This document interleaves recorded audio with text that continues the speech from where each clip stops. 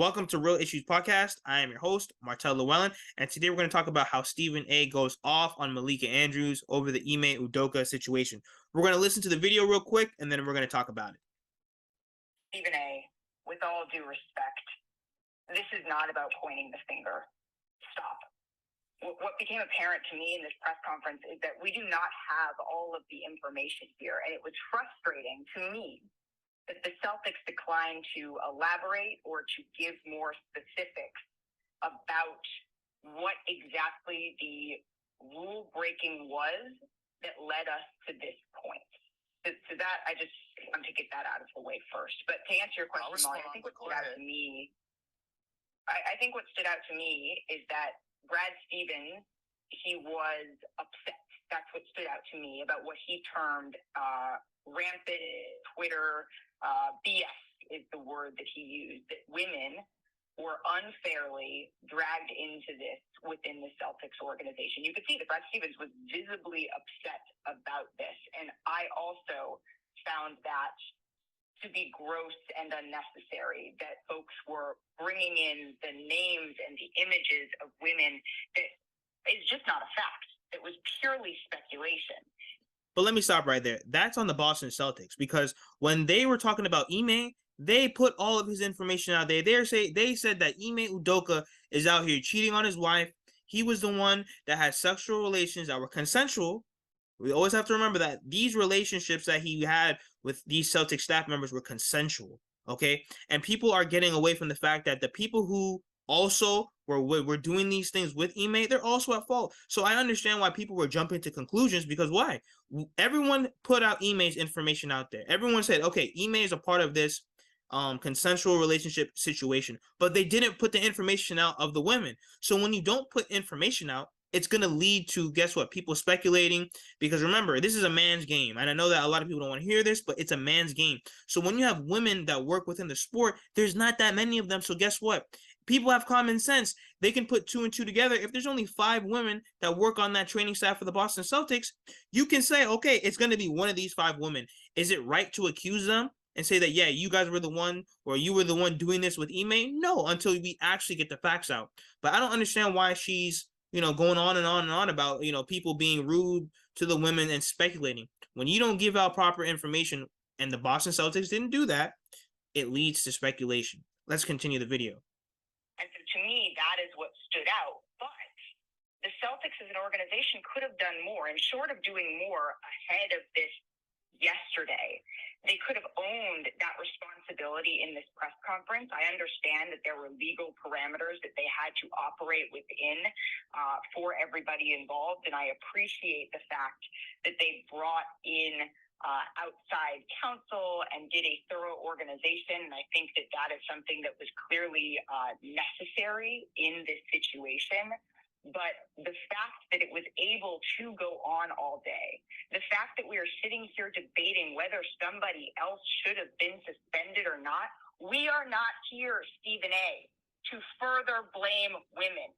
And also, too, why is she getting so aggressive with Stephen A?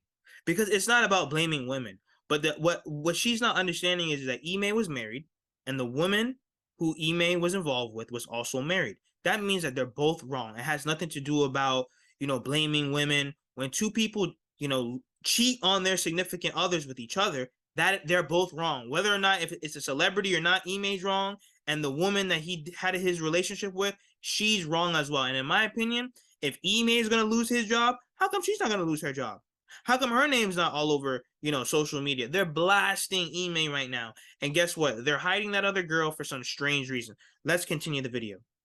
That is not why we are here. First of all, let me be very clear. I don't appreciate where you're going with that.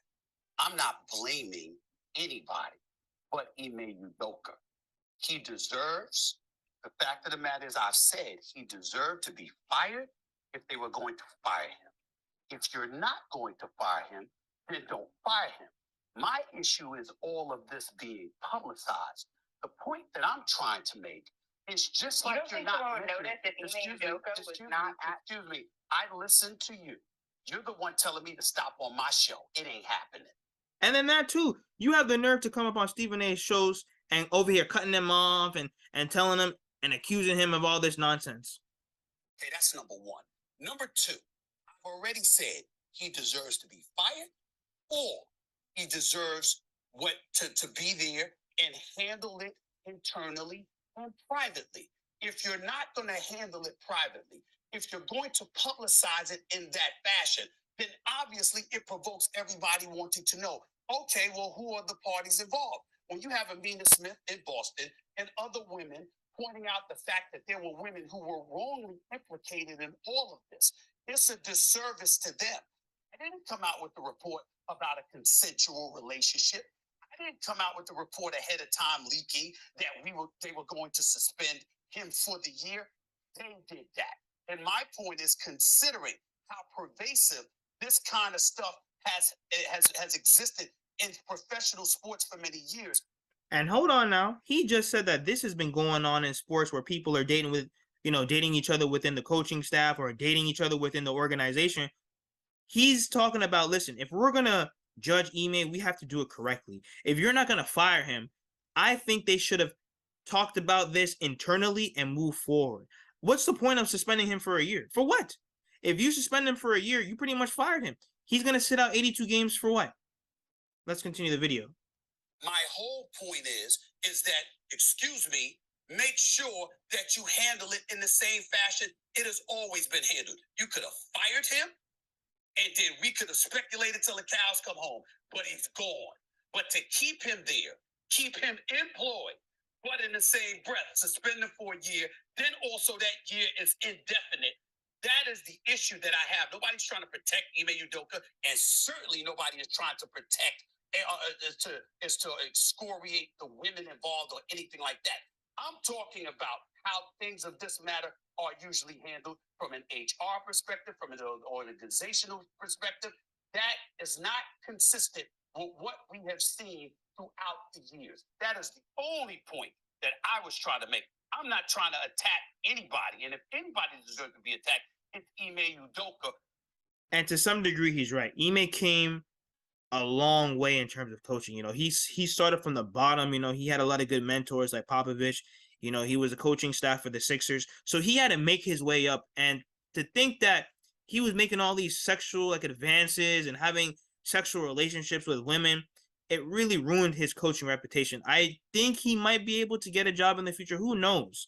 But in the NBA, man, when you have all these speculations around you, it all comes down to, will the organization give you a chance? Let me know what you guys think about Stephen A. Smith checking this girl on TV, because Malika Andrews has been out of control. Like I said, she was very humble in the beginning when she first came on TV, but for some reason, she just got big-headed and wanted to overtalk Stephen A. on his own show.